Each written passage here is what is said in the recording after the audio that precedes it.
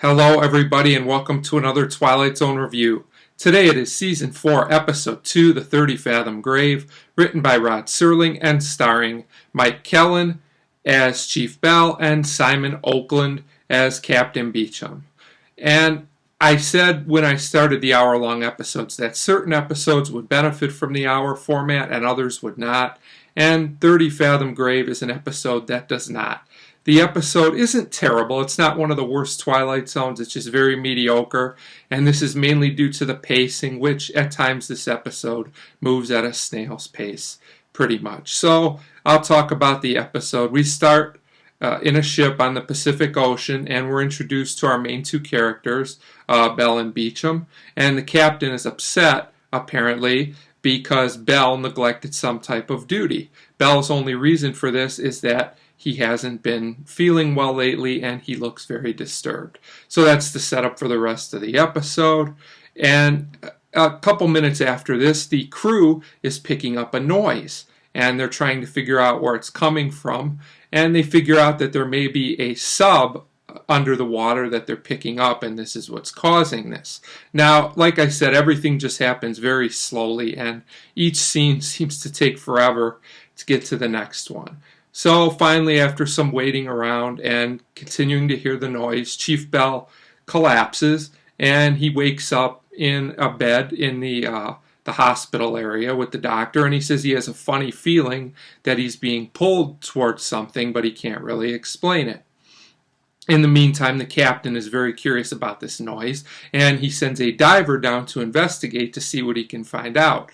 So the diver finds a sub, which was just what they suspected, and he describes everything that he sees, which takes a while, fitting with the theme of the episode. And he's trying to figure out where the sound is and what it is, and we just basically get more exposition at this point and nothing much really happening. So then we go to a scene with our buddy Chief Bell in bed, and he's getting this strange feeling again, and he says, I feel like I'm being pulled somewhere, and this part is actually handled pretty well, but we're not really sure what's going on yet. So the diver comes back up, he explains everything that he saw, and the captain wants him to go back down again and find the number of the sub. Why all this information wasn't given, to this diver ahead of time, I have no idea. He goes down like 4 times in this episode, I think, just to pad the episode, basically. It doesn't seem like the agenda was all planned out very well, that's for sure.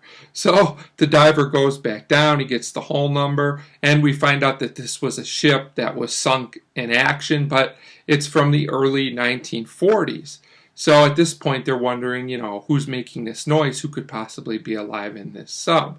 So then we get a scene where the doctor talks to the captain. He's very worried about Bell. He says he thinks he needs psychiatric help because, of the way he's been acting. And at this point, we're only halfway through the episode, and not that much has really happened other than they've investigated this sub. So at this point, things do start to happen. We get a scene where Bell, after we get a little bit of his backstory, he looks in the mirror and he sees these faces in the mirror, and they're kind of pointing, trying to pull him towards him. This scene's actually pretty creepy and very well done, so it was worth the wait. The doctor comes in and Bell's freaking out. He tells him, what happens. We get another scene a few minutes later where Bell says he's feeling uneasy.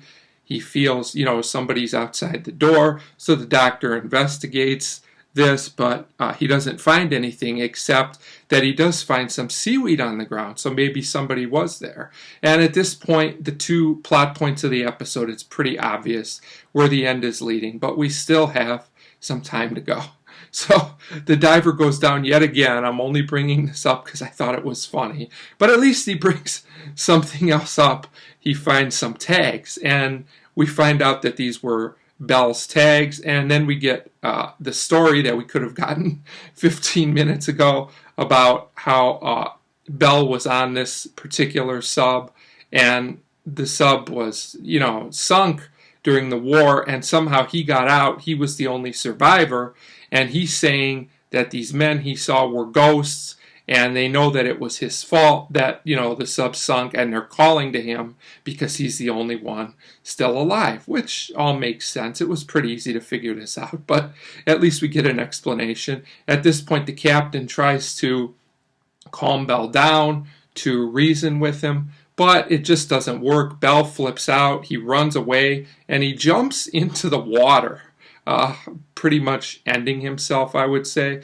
So they have a search team looking for him, and they cannot find him. And we get one last scene where the divers went down to the sub, trying to figure out who's down there. And when our buddy the diver reports back, he says there were something like 8 men there, and it was hinted very strongly that one of them was Bell. So I'm not really sure if Bell's resting in peace or not. It's never really explained what happens to these ghosts from this point on, but this episode is finally over. Now, this episode has some good things to recommend it. It has really good acting, and the ghosts look pretty cool in this episode. There's some nice scenes here. The problem with this episode is that it's just so padded. This episode probably would have worked very well as a half hour.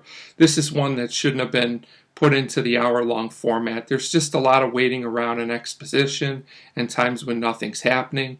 But the episode does have its good moments, and the ending, although they don't really explain for sure what happened to Bell, I think worked pretty well. So there's good elements to this episode. It's creepy and atmospheric. It's just way too long. All in all, not really a good episode, but certainly not terrible. Everything at least makes sense and falls into place. So I'm going to give the 30-Fathom Grave a 2 out of 5. It's a shame they couldn't find a way to make some of the downtime in the episode more interesting. But an okay episode, just mediocre. So 2 out of 5 for 30-Fathom Grave, and as always, thank you very much for watching.